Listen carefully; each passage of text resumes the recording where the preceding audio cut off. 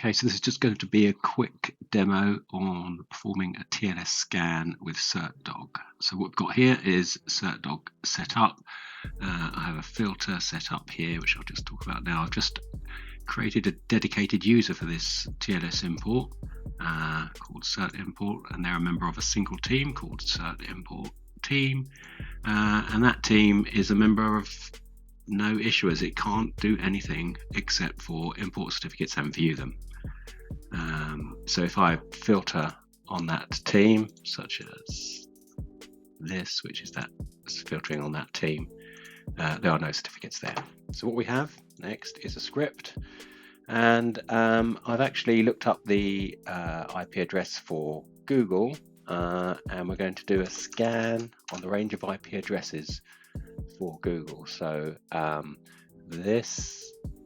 the IP address for Google is in this range between 1 and 255.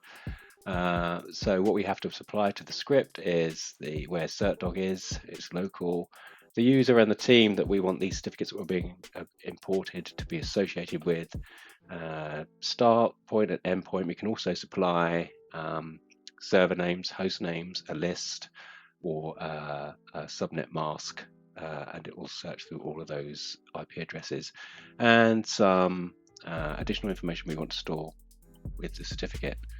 So we'll kick that off. We also need a credential, which we obtain from the user in Certdog, and I have that here, and that starts scanning those IP addresses. So the first few, it's not finding any certificates, and then after a little while it should start to detect some certificates. Here we go, starting to come in now. So if we refresh this, we'll see that these certificates are starting to come in, and we can then go and have a look at these certificates. Once they're in the system, we can search for them, we can manage them, they're monitored, we'll get email reminders if they're expiring. And something that you notice whenever you do a scan is you always find some certificates that shouldn't be there, and even for Google we found this one here.